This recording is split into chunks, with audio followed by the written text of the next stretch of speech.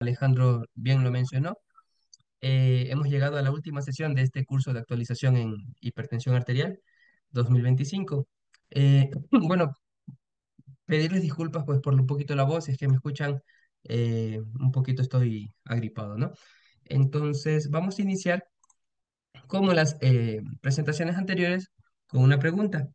¿Qué salva más vidas? ¿Bajar 20 milímetros de mercurio de la presión arterial o dejar de fumar? ¿Qué opinan, compañeros?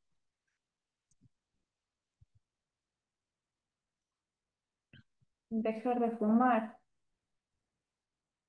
Ya, dejar de fumar, muy bien. Vamos a ver qué nos dicen, ¿no? Las guías. Ambas intervenciones salvan vidas, pero en personas hipertensas, reducir 20 milímetros de mercurio de la presión arterial sistólica disminuye el riesgo de mortalidad cardiovascular aproximadamente en un 40% y de mortalidad total en un 20%, según metaanálisis de ensayos clínicos. Ahora, dejar de fumar reduce de forma marcada el riesgo de infarto, accidente cerebrovascular y cáncer, pero su impacto máximo en mortalidad total se ve a mediano o largo plazo. ¿Qué quiero decir con esto? Que ambas intervenciones son igual de efectivas, ¿sí? Hay que tener en cuenta, pues, si hablamos de efectos a largo plazo, vemos que el hecho de dejar de fumar nos va a disminuir mayor riesgo de qué? De eventos o accidentes cerebrovasculares, infarto y de cáncer. Siguiente pregunta. Si tratamos la hipertensión arterial, ¿realmente prevenimos infartos y ACV o solo bajamos un número en el esfingomanómetro?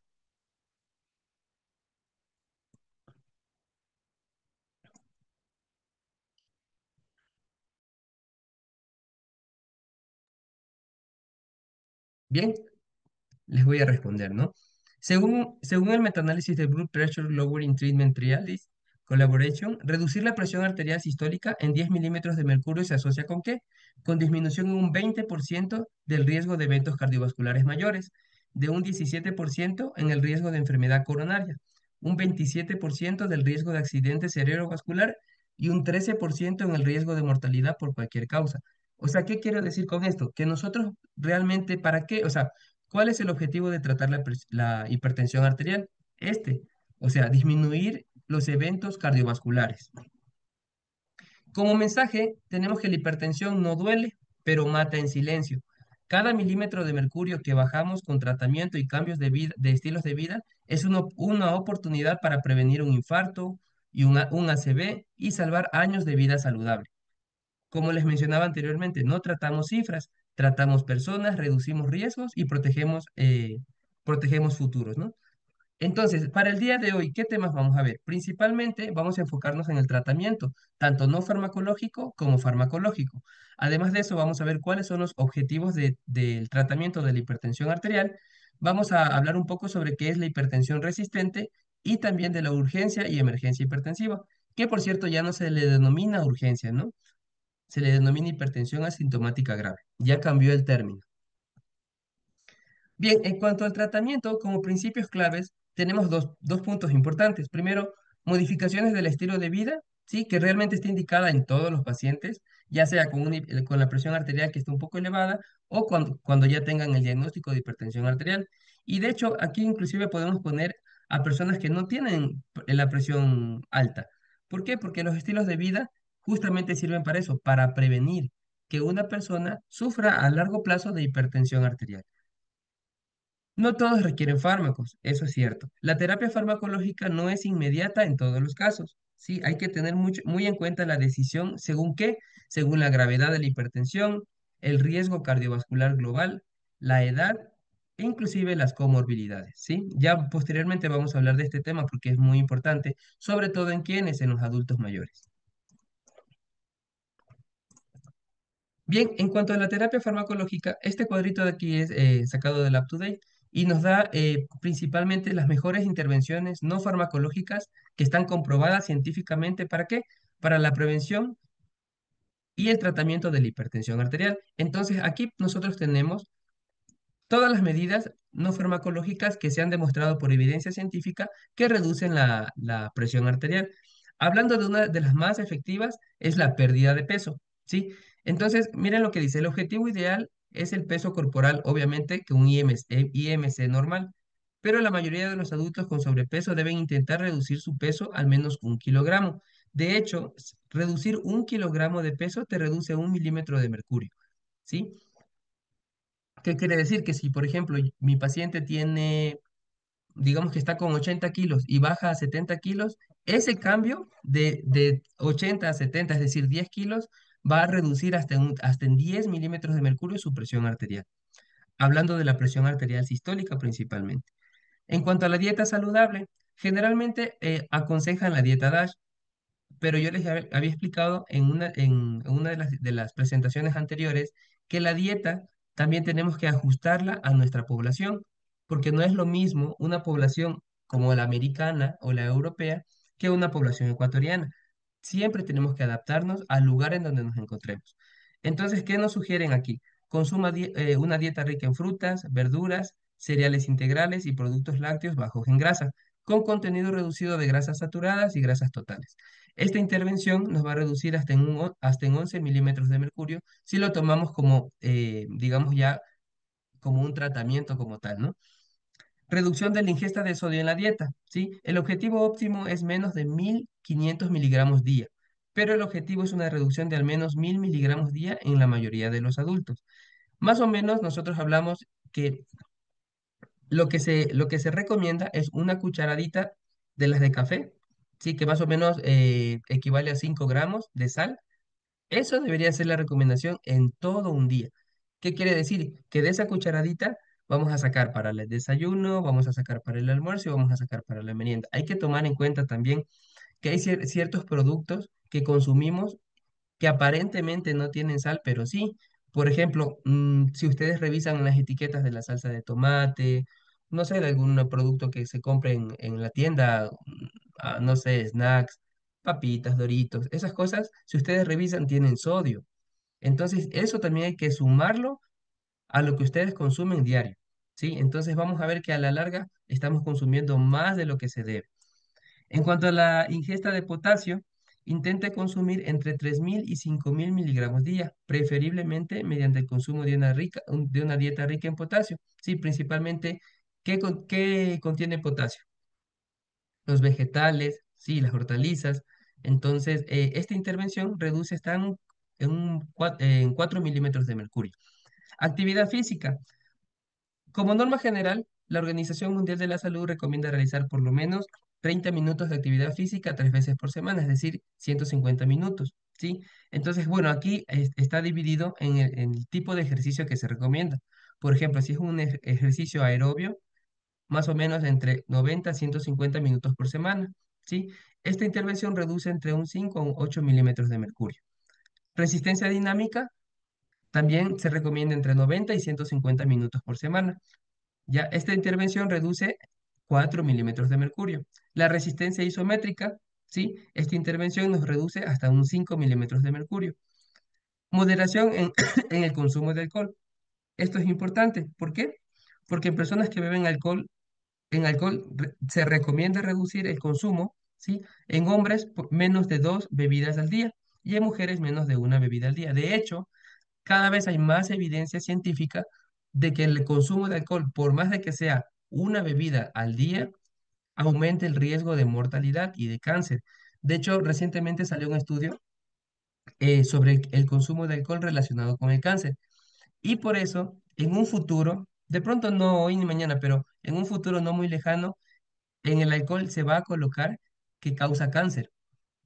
Así como el tabaco, nosotros sabemos que antes, mucho tiempo atrás, no se colocaba de pronto en las etiquetas de los cartoncitos del tabaco que causa cáncer. Ahora ya ustedes saben que se lo coloca. Así mismo va a ser con el alcohol. En un futuro no muy lejano se va a ver que se coloca en las botellas, por ejemplo.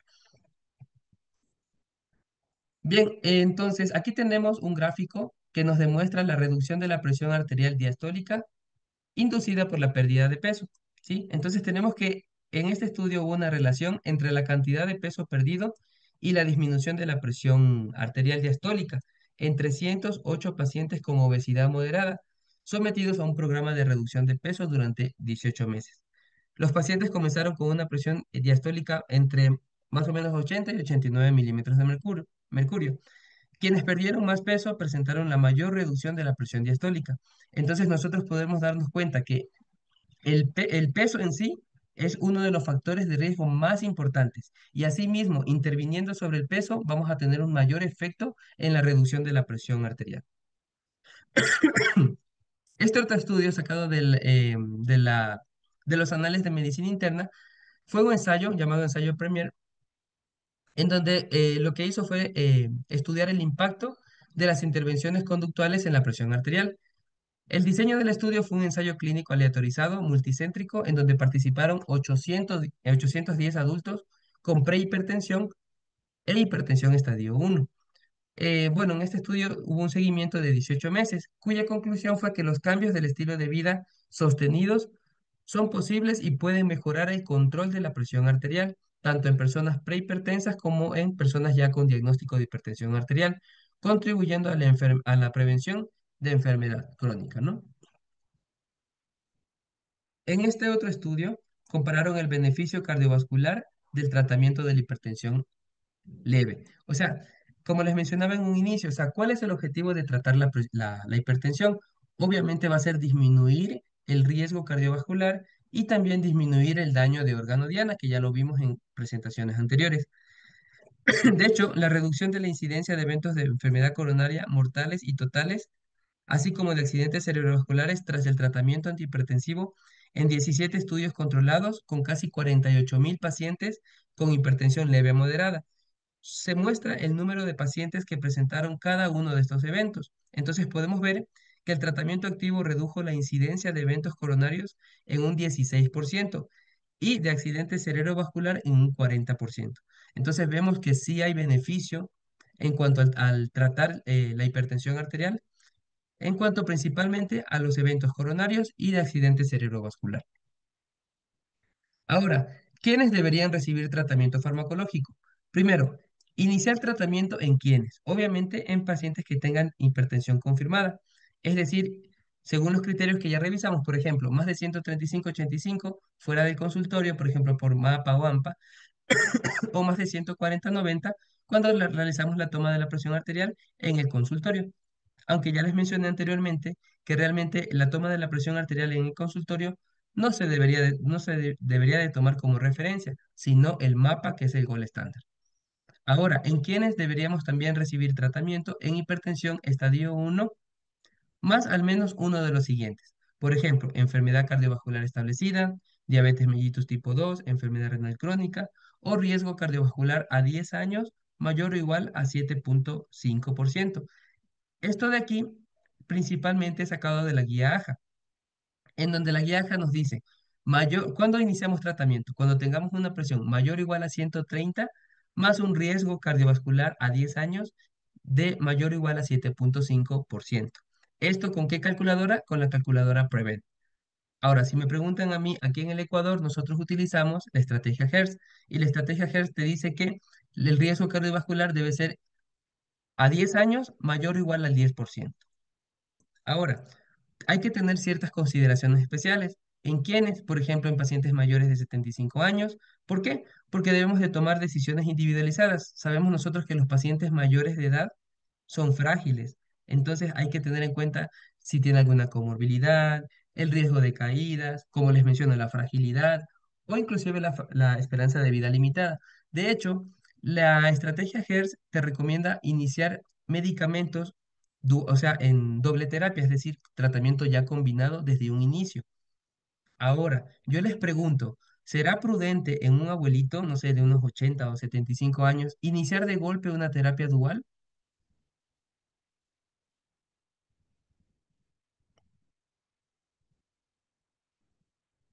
¿Alguien que responda? No importa si se equivoca. Tal vez ir Ah, valorando cómo va desarrollándose con el primer medicamento y de ir viendo si va bajando, ¿no?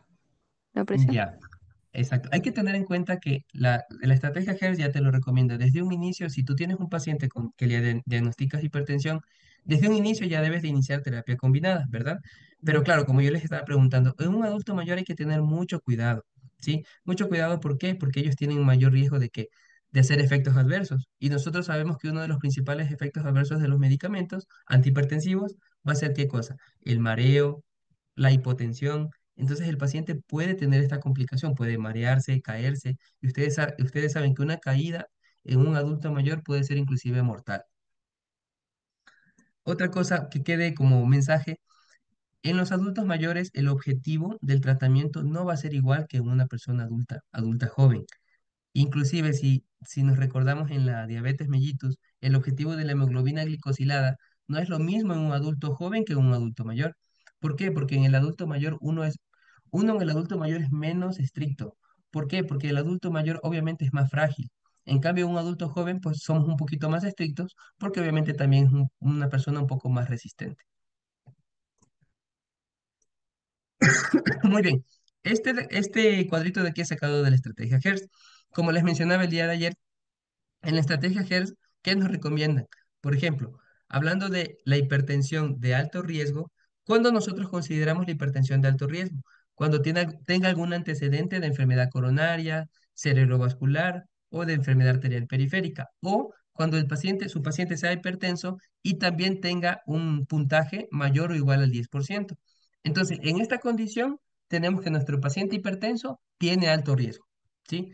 Les repito, un paciente hipertenso, por ejemplo, un hipertenso que tenga algún accidente cerebrovascular previo, que ya haya tenido algún infarto, que tenga isquemia arterial, o sea, es decir, un índice tobillo-brazo que les haya salido menos de 0,9, que tenga diabetes mellitus, por ejemplo, enfermedad renal crónica, todas estas condiciones, más ser hipertenso, es un alto riesgo.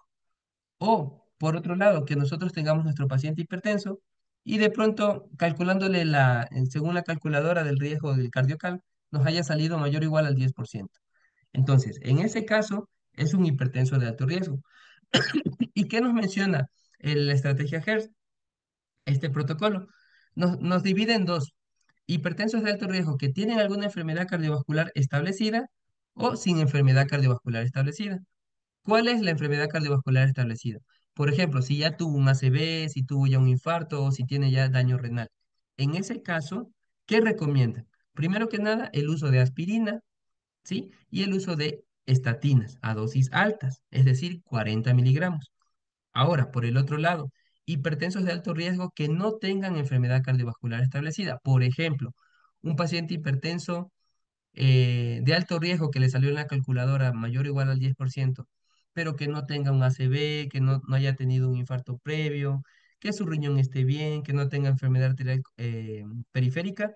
En ese caso, no recomendamos la aspirina, pero sí la simvastatina, ¿sí? A dosis moderadas, es decir, de 20 miligramos día. ¿Ya?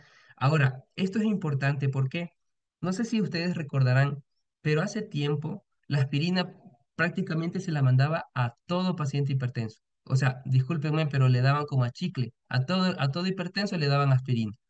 Ahora se sabe, y recientemente, no sé si revisaron ya las guías AJA sobre el uso de la aspirina, salió recientemente el estudio, año 2025, en donde no se está recomendando aspirina como prevención primaria, sino como prevención secundaria. Es decir, si ya el paciente hipertenso tiene algún daño de órgano diana, bueno, ahí sí dar aspirina. ¿Y esto a qué se debe? A que no se demostró por evidencia científica de que disminuye realmente el riesgo cardiovascular, pero cuando se la utiliza como prevención secundaria, sí disminuyó el riesgo cardiovascular. Otro dato interesante, pacientes que consumieron aspirina por largos periodos de tiempo fueron más propensos a desarrollar sangrados digestivos altos, ¿sí? Entonces, esto hay que tener muy en cuenta. Bien, en cuanto a la elección del antihipertensivo inicial y terapia combinada, primero que nada, la magnitud de la reducción de la presión arterial es más importante que la clase de fármaco que vayamos a dar.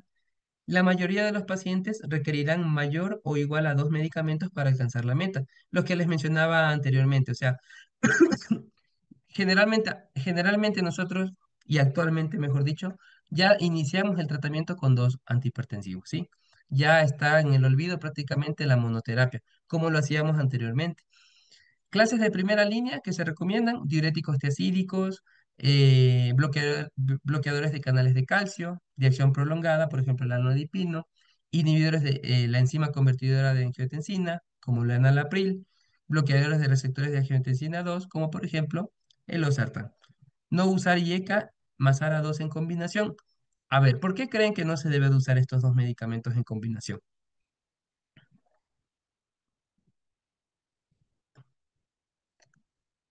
Cami Jarrín.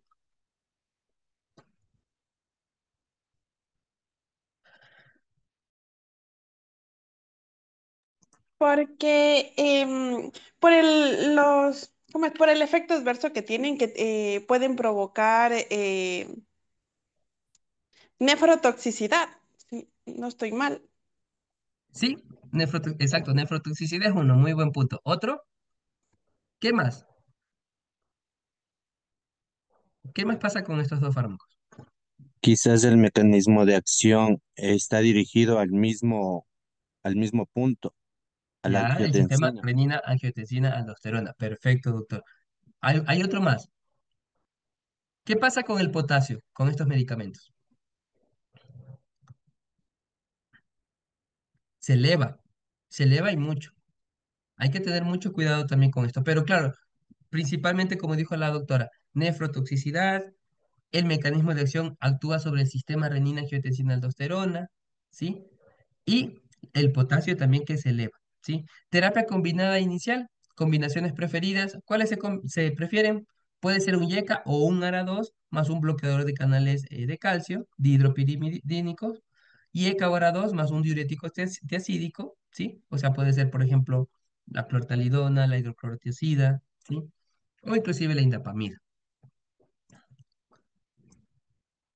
Ya, en cuanto a la elección del antihipertensivo inicial y la terapia combinada, hay que tener en cuenta que nosotros debemos de realizar el escalamiento del tratamiento, ¿sí? Es decir, vamos por partes. O sea, la estrategia GER te dice, inicia con dos medicamentos, ya les voy a mostrar, con dos medicamentos y hazle un control. ¿En qué tiempo piensan ustedes que hay que hacerle un control? ¿Ustedes creen que la presión arterial va a disminuir de un día para otro o hay que esperar algún tiempo prudente para ver si es que hizo efecto esa intervención médica? O sea, les digo esto porque he visto que, por ejemplo, algún médico le receta, inicia el tratamiento y le dice, sabe que venga en una semana. ¿Creen que esté bien? No, porque tocaría esperar o sea, un tiempo prudente para ver cómo está respondiendo el paciente al medicamento. Sí. ¿Cuál es ese tiempo prudente?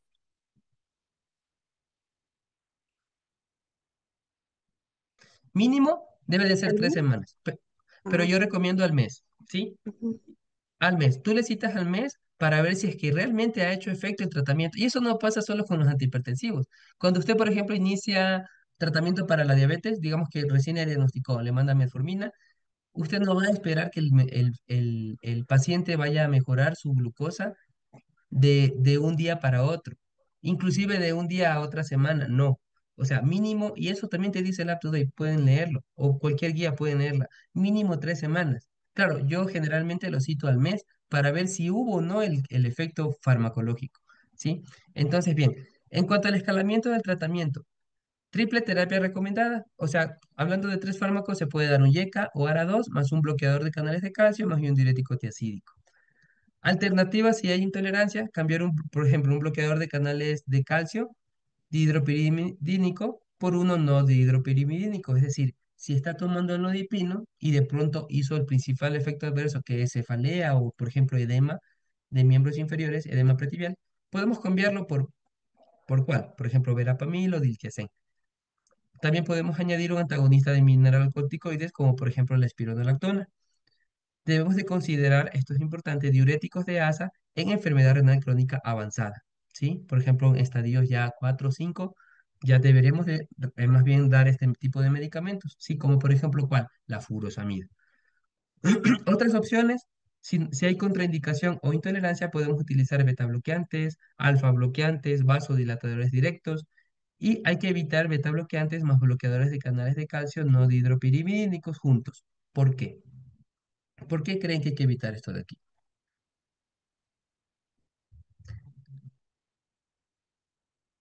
¿Qué puede causar un beta bloqueante conjuntamente con un bloqueador de canales de calcio?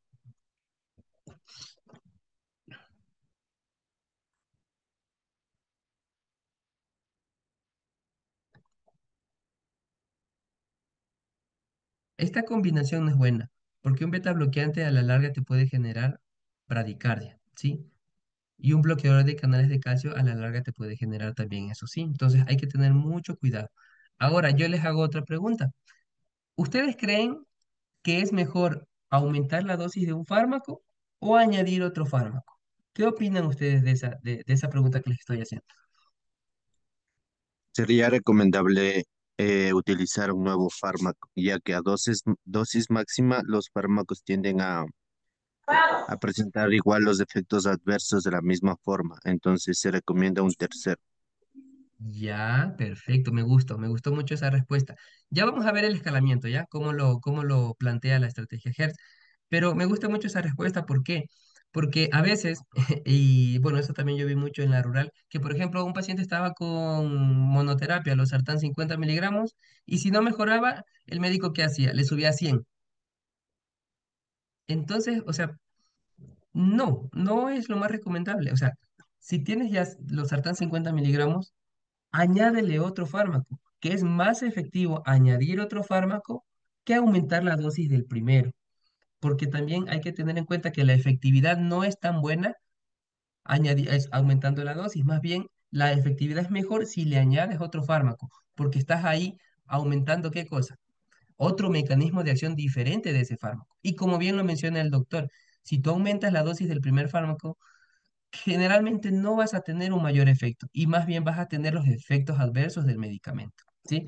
Excelente. Entonces, aquí tenemos, esto es de la estrategia Hertz. Entonces, ¿qué te dice? Por ejemplo, tú diagnosticas a tu paciente con hipertensión arterial y le inicias, como dice la estrategia Hertz, doble terapia, es decir, terapia combinada. En este caso, nos menciona aquí, de entrada coloca los sartán de 100 miligramos más un comprimido de anodipino de 5. Eso lo recomiendo. Ahora, ¿qué te dice? Cítalo en un mes y hazle el control. Si el paciente en un mes está fuera de la meta, luego de repetir obviamente la medición, ¿qué haces? Le añades otro medicamento más, es decir, losartán, anlodipino y le añades un tercero. En este caso, recomienda la clortalidona en dosis bajas. Entonces, aquí lo interesante es que ellos inician de golpe con los sartán dosis altas, de 100, y anlodipino dosis bajas, y luego clortalidona dosis bajas. Luego lo citas a un mes, ¿sí? Y si el paciente, a pesar de haberle hecho el control en un mes, persiste fuera de la meta, ¿ya? ¿Qué dice? Auméntale la dosis de la clortalidona a 50 miligramos, es decir, los sartán 100, anodipino 5 y clortalidona 50. Lo citas a un mes. Si en un mes el paciente persiste fuera del rango del objetivo terapéutico, que ya vamos a hablar posteriormente, ¿qué te dice? Aumenta la dosis del alnodipino. Es decir, el paciente va a quedar con los sartán 100, alnodipino 10 y clortalidona 50. En este caso, estamos viendo que el paciente tiene dosis máximas de tres medicamentos, incluido un diurético. ¿A eso cómo se le llama? Cuando el paciente ya tiene dosis máximas de los tres antihipertensivos, incluido un diurético.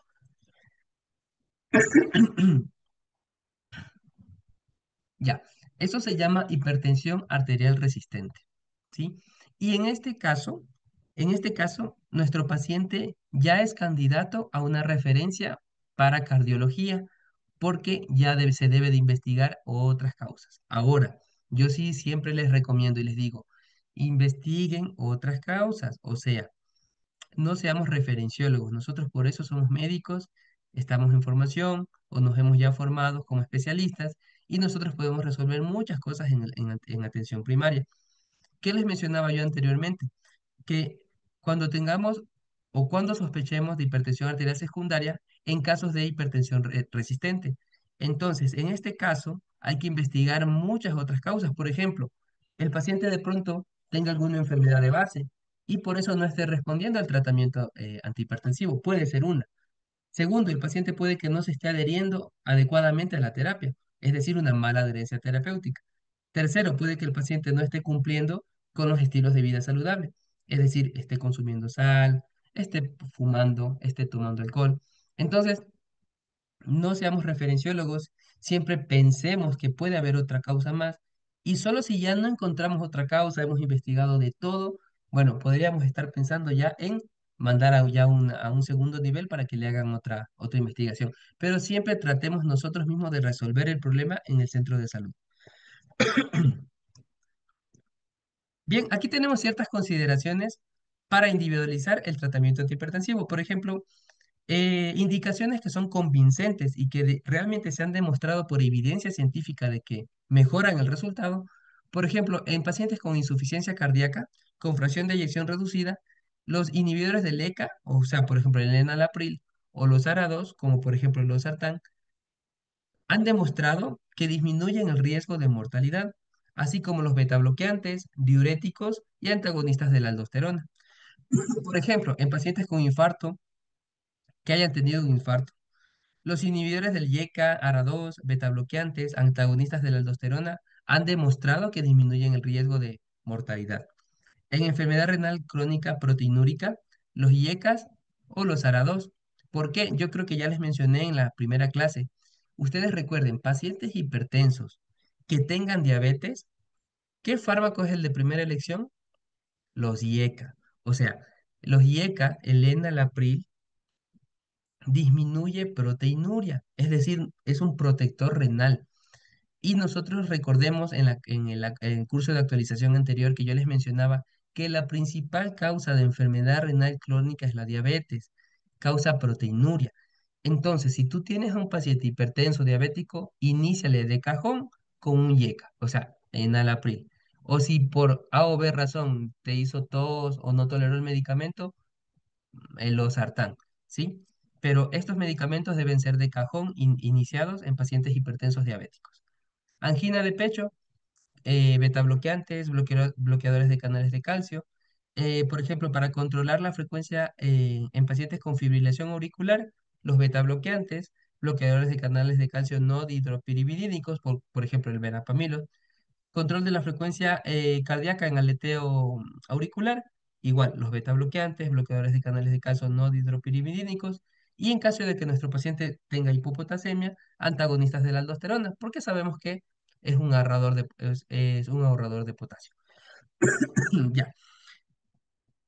Este otro apartado que dice es probable que tenga un efecto favorable sobre los síntomas. Por ejemplo, ¿en quiénes? Hiperplasia prostática benigna, se puede recomendar bloqueadores alfa, como por ejemplo la tansulosina, temblor esencial, los beta bloqueantes no cardioselectivos, por ejemplo el propanolol, el hipertiroidismo, también un beta bloqueante. En caso de migraña, beta bloqueantes. ¿Por qué? Porque el efecto de estos medicamentos, los beta bloqueantes, también se han visto beneficiados para estas patologías. Por ejemplo, el temblor esencial. No sé si han tenido pacientes con temblor esencial, yo sí. Entonces, los beta bloqueantes que hacen disminuyen los síntomas del temblor esencial. Hablando del hipertiroidismo, igual, un beta bloqueante, el propanolol, puede disminuir los síntomas, ¿sí? La migraña, hay estudios, cuando puedan investigar, vamos a ver que los beta bloqueantes suelen medicarse como prevención en pacientes que sufren de migraña. Entonces ahí vemos que podemos estar haciendo un efecto doble, o sea, tratando tanto la migraña, el hipertiroidismo, el temblor esencial y también tratando la hipertensión arterial. La osteoporosis, generalmente, ¿cuál se recomienda en pacientes que tengan hipertensión y osteoporosis? Los diuréticos tiacídicos. ¿Por qué? Esta es una pregunta muy interesante. ¿Por qué creen que se recomiendan los diuréticos tiacídicos en pacientes con hipertensión y osteoporosis? Es una perla clínica.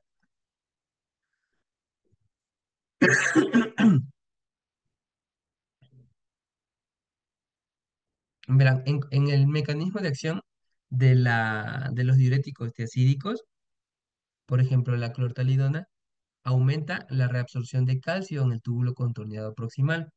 Entonces, al aumentar la reabsorción de calcio, va a mejorar la osteoporosis, ¿ya? Pero, ¿cuál creen que sea más bien un efecto adverso por el cual se contraindique este medicamento, el diurético tiacídico? ¿En qué patología se contraindica? En la gota, ¿sí? Pacientes con gota, contraindicado la clortalidona, por ejemplo, que es un diurético tiacídico. ¿Y por qué? Porque eleva el ácido úrico. Eso recuerden, ¿sí? Que esa es una perla clínica muy importante. En pacientes con fenómeno de Raynaud, ¿Qué medicamentos se podría utilizar? Bloqueadores de canales de calcio, dihidropirimidínicos, por ejemplo, el anodipino. De hecho, no sé si hayan tenido pacientes, yo sí, con fenómeno de Raynaud, se inicia con anodipino. Disminuyen los síntomas sobre todo. Hay que tener también consideraciones para la individualización del tratamiento antihipertensivo. ¿Cuáles son las contraindicaciones? Por ejemplo, en pacientes con angioedema, no utilizar un inhibidor de la ECA, por ejemplo, enalapril. Enfermedad broncoespástica, no utilizar un beta bloqueante. ¿Por qué? Porque obviamente va a causar broncoconstricción. Enfermedad hepática, no utilizar metildopa, porque es hepatotóxico. En el embarazo, cuidado con los IECA, cuidado con los ARA2, ¿sí? El embarazo es un tema aparte que, bueno, se podría luego tener alguna otra actualización, que es el manejo es diferente. Bloqueo cardíaco de segundo o tercer grado, hay que tener en cuenta que no debemos utilizar beta bloqueantes ni un bloqueador de los canales de calcio, no dihidropirimidínicos. ¿Por qué? Porque lo que les expliqué, ¿no? Puede generar más bien bradicardia. Dice, clase de fármacos que pueden tener efectos adversos sobre enfermedades comórbidas. Por ejemplo, en la depresión, en general debemos de evitar los beta bloqueantes. En la gota, miren, aquí está lo que les mencionaba. En la gota hay que evitar los diuréticos de asa o tiacídicos, porque elevan el ácido úrico. Hipercalemia, en general hay que evitar los antagonistas de la aldosterona, los inhibidores del ECA, del ARA2 y los inhibidores de la renina. ¿Por qué? Porque elevan el potasio. Hiponatremia, en general, evitar los diuréticos tiacídicos. Bien, entonces, en cuanto a los objetivos de la presión arterial en el tratamiento, vamos a tener principios generales. Primero, la meta final y el objetivo final del tratamiento va a ser reducir los eventos cardiovasculares. Cuanto mayor es el riesgo, más se justifica un objetivo estricto, ¿sí? Es decir, si a usted le sale su paciente con un altísimo riesgo cardiovascular, o, por el contrario, si su paciente sufre de enfermedad renal crónica, un ACV, por ejemplo, o tuvo ya un infarto, o sea, en ese caso hay que ser más estricto porque obviamente tiene un alto riesgo cardiovascular, ¿sí? En ese caso, tenemos que la reducción va a ser intensiva. ¿Por qué? Porque va a disminuir eventos cardiovasculares, pero hay que tener en cuenta que si nosotros también somos muy, digamos, estrictos, podemos también tener los efectos adversos. Como mencionaba el doctor, si nosotros aumentamos mucho las dosis de los medicamentos, vamos más bien a tener los efectos adversos, ¿no? Hay que tener mucho cuidado en este caso. Como objetivo estándar, un objetivo estándar recomendado, la presión arterial debemos de tener menos de 130/80, ¿sí? Como objetivo estándar. Ahora, objetivo menos agresivo, menos de 135/85 o menos de 140/90 si le tomamos en el consultorio. ¿En quiénes? En quienes tengan presión arterial lábil o hipotensión postural. Por ejemplo, ¿en qué población? En adultos mayores. O que presenten efectos adversos con múltiples fármacos, o que tengan ya una edad mayor o igual a 75 años con algunas comorbilidades, ¿no? Bien, entonces los objetivos deben de ser individualizados. Por ejemplo, si tenemos pacientes con fragilidad severa, demencia o una expectativa de vida limitada o inclusive personas que están institucionalizadas, hay que tener mucho cuidado, y como yo les mencionaba en un inicio, y no ser tan estrictos, ¿sí? La decisión compartida con el paciente, la familia y el equipo debe de ser siempre sugerida en la consulta, ¿no? O sea, antes era el típico médico paternalista que nosotros decíamos, debes de tomar el medicamento y punto. Actualmente se sabe que eso no es una muy buena recomendación. ¿Por qué? Porque el paciente generalmente, si uno le trata de esa manera, no va a aceptar la medicación. Debemos de siempre tener una decisión compartida, es decir, tanto mía como del paciente. O sea, decirle, ¿sabe qué? Vamos a tomar este medicamento, de pronto le parece, está bien, o sea, siempre abordar desde ese punto de vista, porque si tomamos una decisión paternalista, generalmente no vamos a tener un buen resultado del tratamiento. En cuanto al seguimiento, registrar la meta en historia clínica y comunicar al equipo, reevaluar mensualmente hasta lograr la meta, y una vez controlada, podemos reevaluar cada 3 a cada 6 meses, ¿sí? Generalmente nosotros en el Ministerio de Salud Pública hacemos el control de la presión el control, digamos, cada mes, ¿no? Y cuando ya está el paciente en objetivo, podríamos ya citarlo cada 3 meses.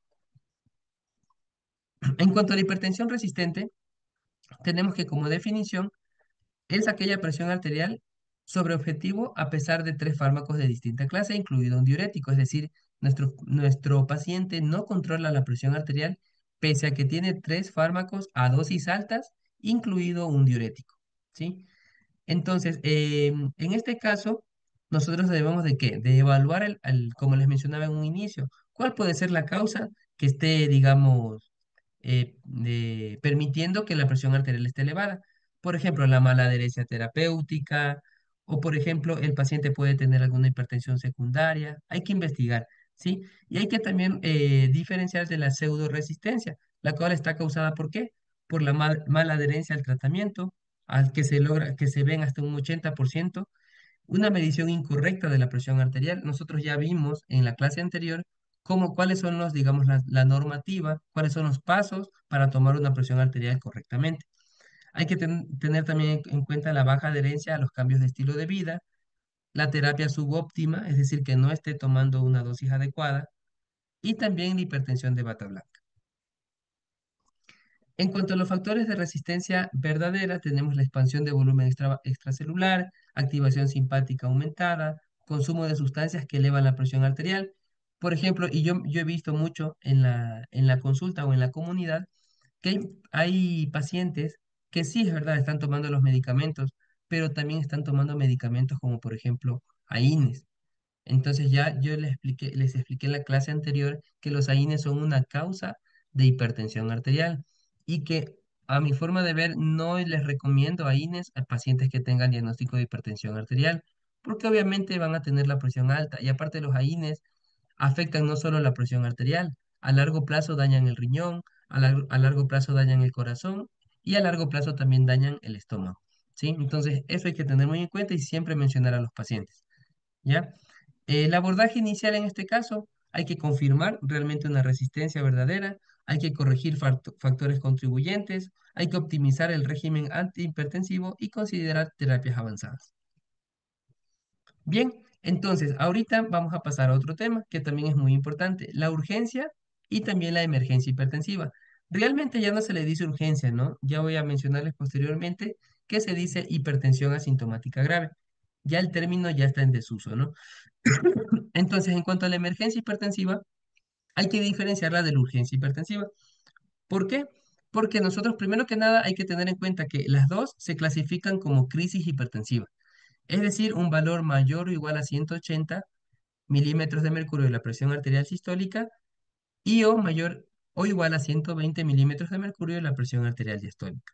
Eso es crisis hipertensiva. Ahora, la emergencia hipertensiva es cuando, a pesar de tener este valor, tenemos también daño de órgano diana, que puede ser en cualquier órgano, por ejemplo, en el sistema nervioso central, en el corazón, el riñón, la retina o los grandes vasos.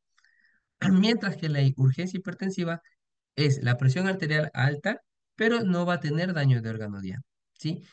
Hay que tener en cuenta que la emergencia hipertensiva es potencialmente mortal. En este caso requiere tratamiento inmediato con fármacos, bueno, generalmente fármacos parenterales y como norma general, estos pacientes se los trata en terapia intensiva, ¿sí? Ejemplos, por ejemplo, la encefalopatía hipertensiva, accidentes cerebrovasculares, edema agudo de pulmón o disección aórtica. Hablando de la urgencia hipertensiva, realmente no requiere una reducción inmediata ni hospitalización en la mayoría de los casos. Por eso, la urgencia hipertensiva se maneja ambulatoriamente. No es necesario que nosotros refiramos a nuestro paciente a un hospital si estamos hablando de una urgencia hipertensiva.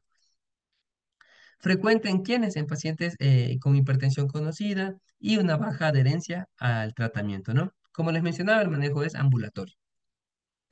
Entonces, aquí tenemos un cuadrito que me pareció muy interesante. ¿Por qué?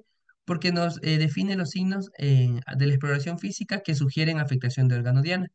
Por ejemplo, a nivel cardiopulmonar, si nuestro paciente tiene taquicardia, taquipnea, tiene tercer tono o galope, hablando del soplo cardíaco, ortopnea, crepitantes, ingurgitación yugular, edema, soplo abdominal, asimetría de pulsos, signos de mala perfusión periférica o shock.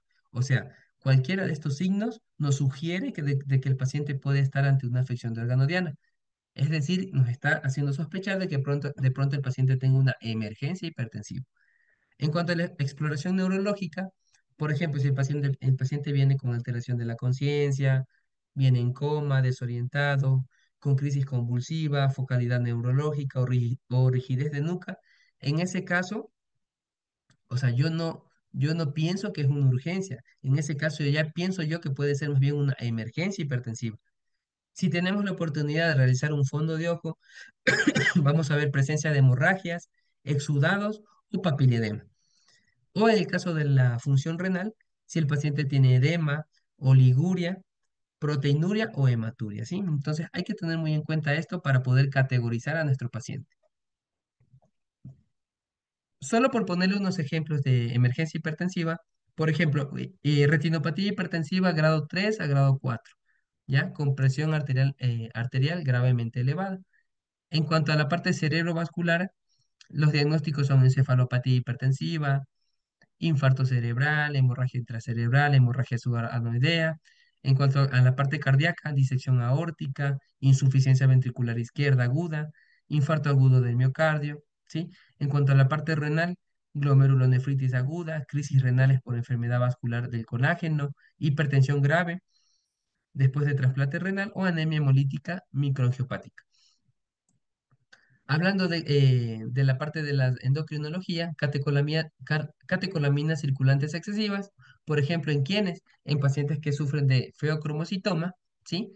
Interacción de alimentos o medicamentos con inhibidores de la monoaminoxidasa, consumo de drogas simpaticomiméticas, por ejemplo, en pacientes que consumen cocaína, ¿ya? Hipertensión de rebotes tras la interrupción repentina de los fármacos antihipertensivos, eclampsia, entonces la eclampsia está considerada dentro de una emergencia hipertensiva, ¿sí? En pacientes quirúrgicos, por ejemplo, hipertensión grave en pacientes que requieren cirugía inmediata, hipertensión posoperatoria, sangrado posoperatorio de las líneas de sutura vascular, quemaduras corporales graves o epistaxis severas. Bien, bueno, les puse aquí el manejo de la hipertensión asintomática grave, es decir, la urgencia hipertensiva, porque es la que realmente nosotros vamos a manejar, tanto en atención primaria como en algún hospital básico. ¿Por qué? Porque como les mencioné anteriormente, la emergencia hipertensiva, lo que quiero que quede claro es que se haga un correcto diagnóstico, ¿sí? Entonces, usted tiene una presión arterial mayor de 180, 120, más algún dato que le llame la atención, como yo les mencioné anteriormente en ese cuadrito, ustedes ya sospechan de que es una emergencia hipertensiva. Sí, y si están en un centro de salud o un hospital básico, piensen más bien en referir a ese paciente porque ese paciente requiere muy probablemente de terapia intensiva. Ahora, si nosotros tenemos un paciente 180, 120, pero que no tiene algún dato clave, un dato que me sugiera emergencia hipertensiva, lo podemos manejar en el centro de salud o en un hospital básico. Entonces ya les voy a mencionar cómo hacerlo.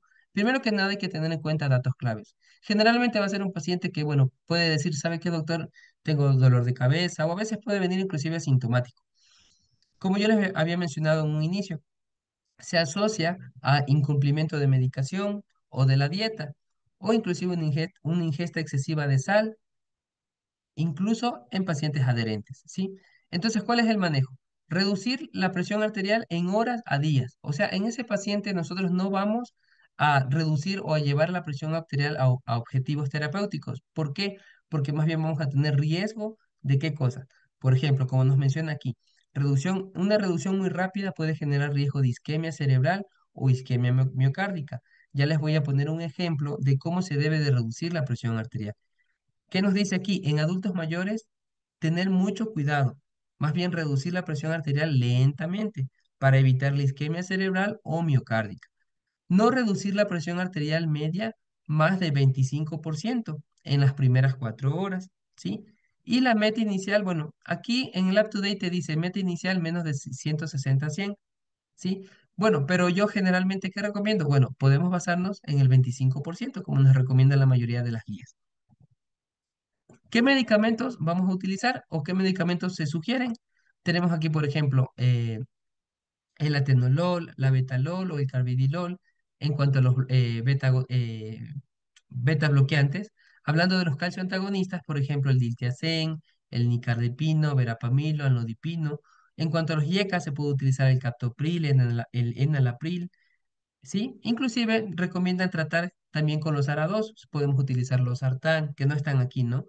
¿Pero por qué? Porque realmente no se recomienda bajarla de golpe la presión, sino que a medida que pasan las horas, inclusive los días, es lo que se recomienda. Entonces aquí, por ejemplo, yo les he puesto un caso clínico. Sí, aquí a participar, ¿no? Tenemos una paciente femenina de 58 años con antecedentes de hipertensión arterial no controlada que consulta por cefalea y visión borrosa. Tiene una presión arterial inicial de 200-120. Entonces, con este dato de presión arterial estamos ante una crisis hipertensiva, ¿verdad? Entonces, ¿qué dato me sugiere o qué dato me descarta que tenga una urgencia hipertensiva?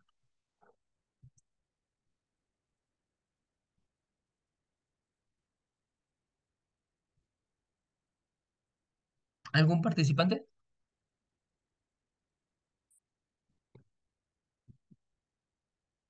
La cefalea, doctor,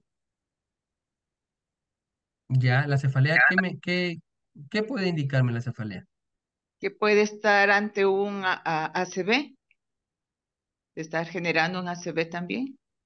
Ya, pero ¿algún dato que te llame la atención para pensar en un ACV?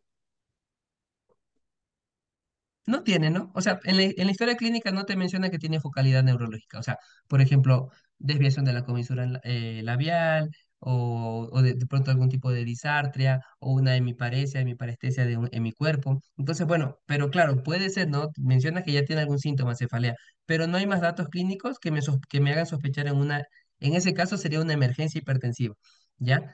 Bien, entonces, vamos con el ejemplo que yo les quería mostrar en este caso. Tenemos una presión arterial inicial de 200-120.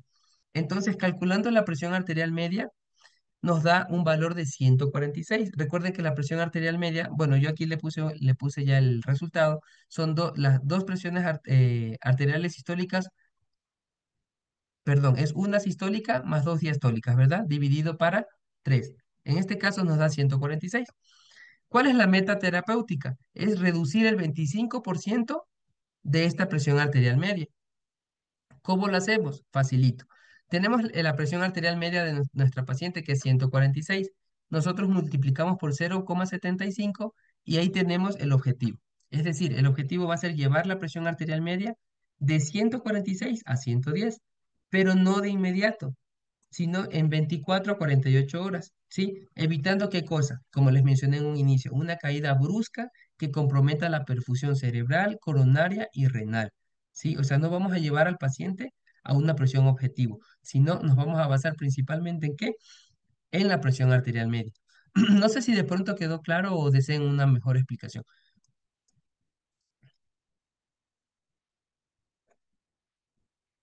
¿Puede Sí, Diana, repetirlo de nuevo, doctor? Sí, que ¿mande? nos pueda. Ya, la presión arterial media, sí saben cómo calcularla, ¿verdad?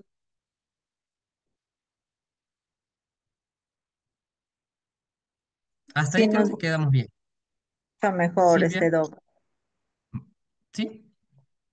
Digo, si nos diera lo que usted nos dice, es mucho mejor, o sea, se la ve un poquito más rápida y actuar mucho más eficaz, está muy bueno, ¿eh?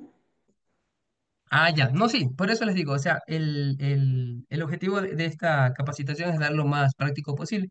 Entonces, por ejemplo, les repito, en el caso de la presión arterial media son dos diastólicas más una sistólica sobre tres, y ahí calculas la presión arterial media de tu paciente. En este caso, la paciente tiene una presión arterial media de 146, ya, hasta ahí clarito. Ahora, ¿cuál es el objetivo y qué te dicen las guías? Reduce el 25% de esa presión arterial media. ¿Cuál es el 25% de esa presión arterial media? Fácil. Tienes entonces 146, lo multiplicas por 0,75 y te da el objetivo. El objetivo es llevar a tu paciente a 110 milímetros de mercurio, pero la presión arterial media, verán que estamos hablando de la presión arterial media. ¿Ya? Ese es el objetivo. ¿Ya? Doctor, Sí. 0,75 es una constante, entonces, 0,75 se refiere a que es el 25%, o sea, si por ejemplo, te pongo un ejemplo, le quieres bajar el 20%, ¿por cuánto multiplicarías? por 0,20. Por 0,80. 80. Ajá, ¿sí me entiendes? A lo que quiero llegar. Como estamos hablando del 25%, le multiplicas por 0,75. y ya te da de una el objetivo, te da de una la meta a la que tú quieres llegar en tu paciente. Ah, ya. ¿Sí? ¿Sí me expliqué? Sí, sí, Ya. sí. Gracias. Entonces, el tratamiento inicial en este paciente, bueno, captopril, le iniciaron captopril 25 miligramos, revaloraron en una hora y la presión arterial bajó a 170/100. Entonces, se le calculó la presión arterial media, como les vuelvo a repetir, dos diastólicas más una sistólica sobre 3 y dio 123 milímetros de mercurio. Es decir, ¿se redujo o no? Sí, ¿verdad? Porque la presión estaba en 146 y bajó la presión arterial media, ¿no? Y bajó a 123. Entonces, ¿cuáles son las claves en este caso, para ustedes? No bajar la presión arterial a cifras normales inmediatamente. La meta inicial es solo un 25% de reducción, ¿sí? El ajuste posterior será gradual con manejo ambulatorio o intrahospitalario según la evolución del paciente, ¿sí? En este caso, la presión arterial media inicial fue de 146. La meta va a ser llevarla a 110, es decir, un 25%, pero no vamos a hacerlo o sea, en ese momento, sino con el transcurso de los días, inclusive semanas. Ya, no sé si hasta ahorita hay alguna duda, por favor, porque ya vamos a pasar al caso clínico.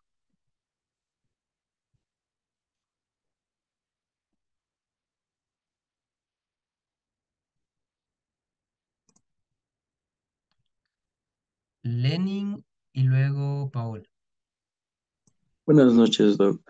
Una pregunta, ¿en qué tiempo más o menos se le puede bajar la presión al paciente? O sea, un aproximado, después de que tenga una crisis hipertensiva por lo menos. Bueno, puedes bajarle o sea, puedes esperar hasta inclusive 4 horas. O sea, en un inicio, en una hora. ¿Sí? Y puedes esperar hasta 4 horas. Pero eso te vuelvo a repetir, el afán de tratar a un paciente hablando de la urgencia hipertensiva, no es llevarlo a un objetivo, a objetivo terapéutico, ¿sí? Porque como ya te mencioné en un inicio, vamos a tener más bien el riesgo de que haga isquemia cerebral o isquemia miocárdica, ¿sí? Pero tú evalúas a tu paciente en una hora, hasta 4 horas puedes evaluarlo tranquilamente y si ya ves que la presión arterial está descendiendo, ya podemos mandar al paciente sin ningún problema.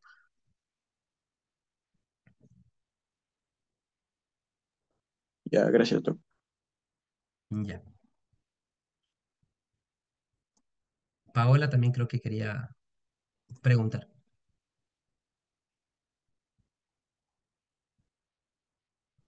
Sí, era la misma pregunta que cómo hacemos la baja gradual de la presión, cuánto tiempo tenemos que esperar y hasta cuántas dosis podemos dar.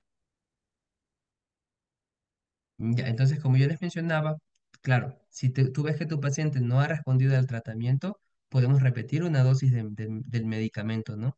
Ahora hay que tener en cuenta, ya esto no les mencioné yo, a veces con solo hacerlo al paciente descansar, inclusive, y esto te dice, hay un algoritmo en el American Family que te menciona, llega tu paciente en crisis hipertensiva. Primero que haces, descartar que no sea una emergencia hipertensiva.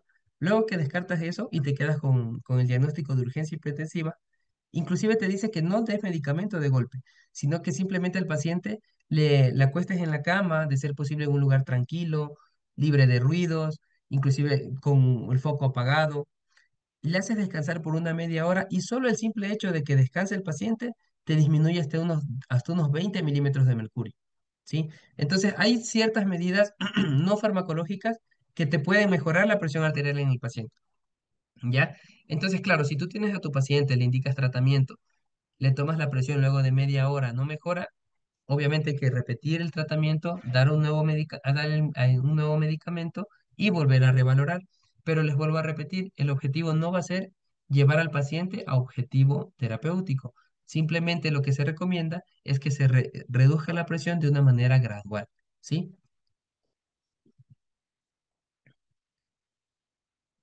Bien, entonces vamos ahorita con el caso clínico. Tenemos a un varón de 58 años, comerciante que acude, ya, un varón de 58 años, comerciante, acude a control por cifras elevadas de presión arterial detectadas en una feria de salud. Como antecedentes, el paciente tiene dislipidemia controlada con atorvastatina 20 miligramos día. No tiene diabetes mellitus y no tiene tampoco antecedentes de tabaquismo. El padre falleció por infarto agudo de miocardio a los 62 años. Medicamentos actuales que toma el paciente, la atorvastatina. Al examen físico tiene una tensión arterial de 172, 100, 102 milímetros de mercurio. Sentado se le tomó la presión y con un reposo de 10 minutos. La frecuencia cardíaca está en 76 latidos por minuto y tiene un índice de masa corporal de 30.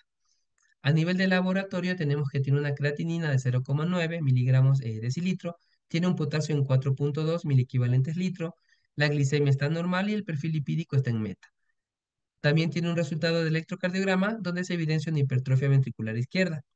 Tiene síntomas, en cuanto a los síntomas, niega cefalea, dolor torácico, disnea o visión borrosa.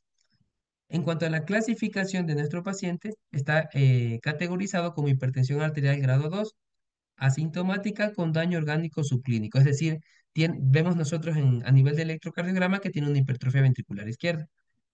Entonces, en este caso, según las guías internacionales, ¿cuál es la conducta inicial más apropiada en este paciente?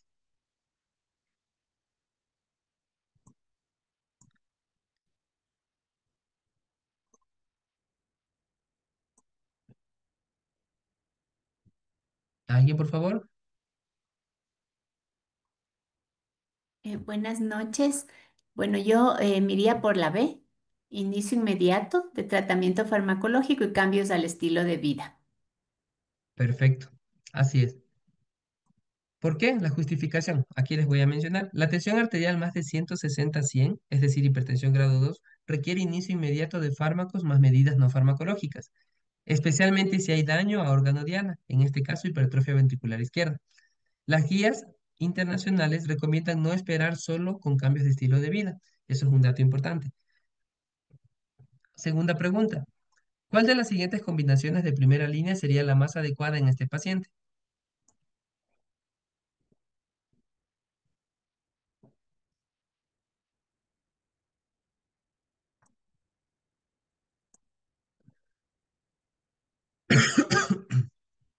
¿Alguien?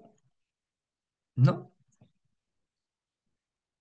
Bien, bueno, recuerden que yo les había mencionado en un inicio que las que generalmente se recomiendan son los IECAS más un bloqueador de canales de calcio. En este caso, bueno, en este caso la pregunta le colocan como respuesta el lisinopril, aunque nosotros tenemos el enalapril, ¿no? Los que trabajamos en el Ministerio de Salud Pública tenemos a disposición el enalapril. ¿Cuál es la justificación? Combinaciones recomendadas, generalmente inhibidores de IECA o ARA2 más un bloqueador de canales de calcio o un diurético tiacídico. Siguiente pregunta. Si este paciente presentara en otro momento tensión arterial de 190-110, sin síntomas y sin daño agudo a órgano diana, ¿cuál sería el objetivo de reducción de la presión arterial en las primeras horas?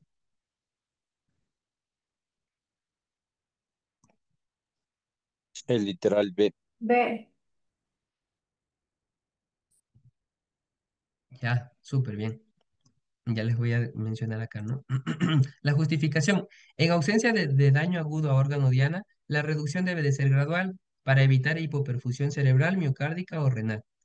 El objetivo inicial es menos de 160-100. O sea, el 160-100, o sea, es como norma general, o sea, te dicen, ¿no? Puedes llevarle menos de 160-100, o pueden ser un poco más específicos y reducir la presión arterial media máximo entre un 25 a 30% en 2 a 4 horas, ¿sí? Para los que me preguntaron en qué tiempo, ¿sí? Cuarta pregunta. Pasados 2 años, el paciente logra un excelente control de la presión arterial, 122/78, con lisinopril 20 miligramos y anodipino 5 miligramos y cambios sostenidos del estilo de vida. No tiene efectos adversos. ¿Qué haría usted? A. Suspender todo tratamiento antihipertensivo. B. Reducir gradualmente un fármaco y monitorizar la presión arterial. C. Reducir la dosis de ambos fármacos a la mitad al mismo tiempo. O de mantener el esquema actual indefinidamente.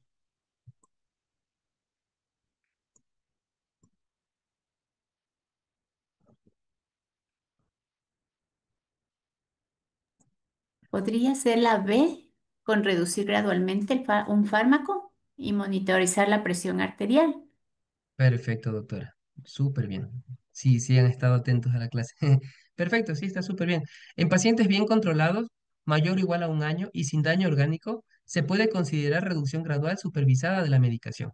Súper bien. Debe retirarse un solo fármaco a la vez con control domiciliario y seguimiento en consulta. Verán, este temita es muy importante. Bueno, no lo topé, pero por ejemplo, nosotros tenemos que tener mucho cuidado en pacientes que tienen daño de órgano diana. Porque, por ejemplo, si yo tengo un paciente hipertenso que ya tuvo un ACV o tuvo un infarto agudo del miocardio, ¿será prudente quitarle un fármaco? Por ejemplo, un losartán, un diurético como la clortalidona. Hay que tener mucho cuidado porque estos pacientes generalmente tienden a tener estos fármacos ya de por vida, o sea, de forma indefinida. Pero como en este caso clínico el paciente no tiene daño de órgano diana, entonces, bueno, podemos hacer, como ya mencionó la doctora, reducir gradualmente un fármaco y monitorizar. Quinta pregunta, durante la reducción de medicación, si el paciente estuviera tomando clonidina y se suspendiera bruscamente, ¿cuál sería el principal riesgo?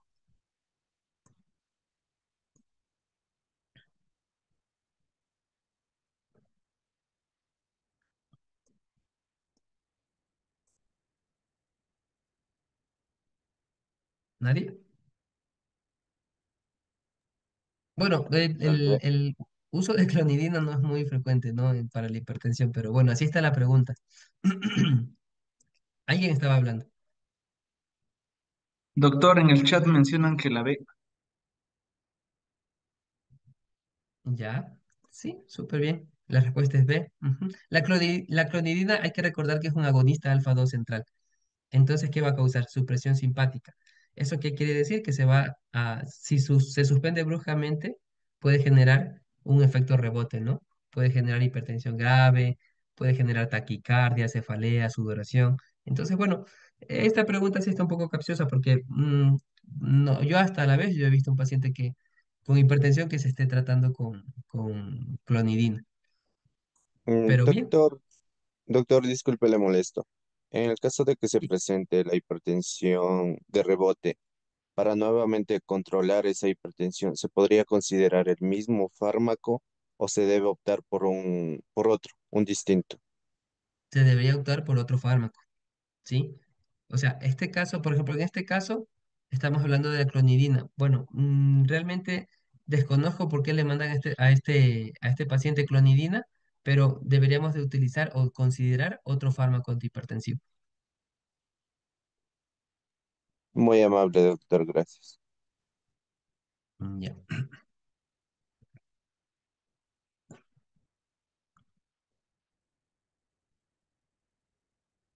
De pronto, ¿alguna otra pregunta? No sé. Alejandra, si puedes ver en el chat.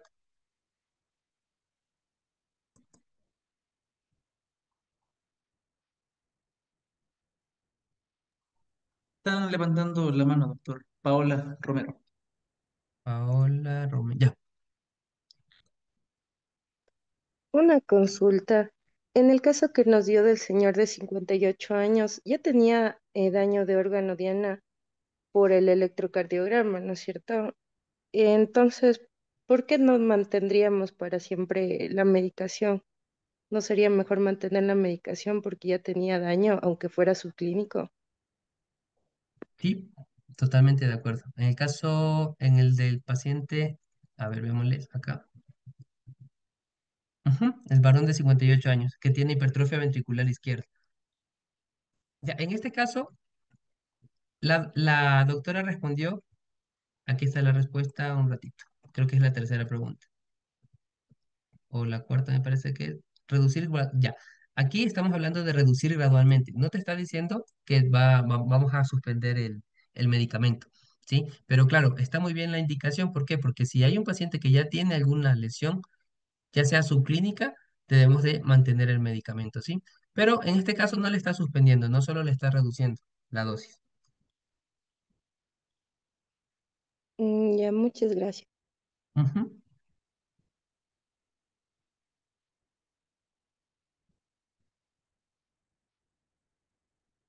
Carla Elizabeth, Doctor, buenas noches. buenas Una noches. duda. En una paciente que tuvo una presión de 160/95 tras un conflicto familiar, ¿se le realizó un control de los 7 días?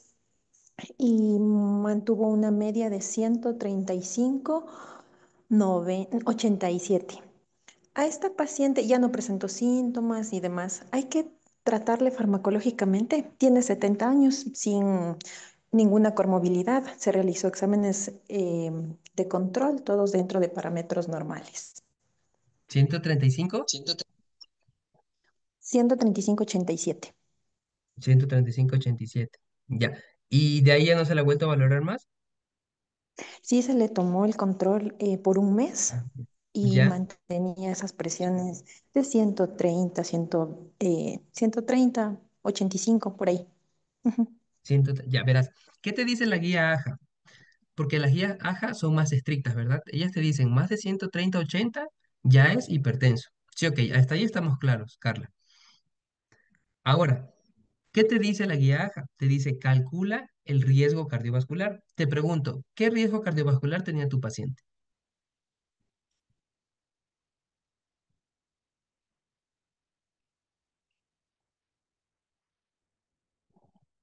Hola.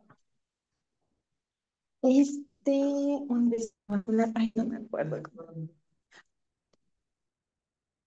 Mira, yo te voy a poner un ejemplo. La guía AJA te dice mayor de 130/80 más un riesgo de 7,5%, tú inicias tratamiento. ¿Sí? Eso te dice la guía. Ahora, yo te voy a poner acá en la diapositiva de la estrategia HERTZ. ¿Sí? La estrategia HERTZ acá nos menciona que el paciente tiene que tener más de 140/90, es hipertenso y requiere tratamiento, ¿verdad? En tu caso, tu paciente tiene más de 130, me parece más de 130/80, ¿verdad? Pero hay que calcular el riesgo de tu paciente.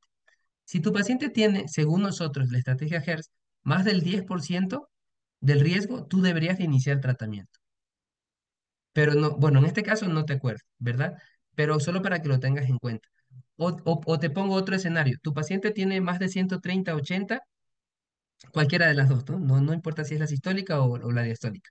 Y tiene algún antecedente, o sea, si tu paciente te dice, doctora, yo tuve un infarto, o doctora, yo tuve un ACV, o sabe qué, doctora, yo tengo aterosclerosis de los vasos, de los miembros inferiores, o sea, tiene ya enfermedad arterial periférica. Deberías también ya de iniciar tratamiento, ¿sí? Listo, doctor, gracias. Ya.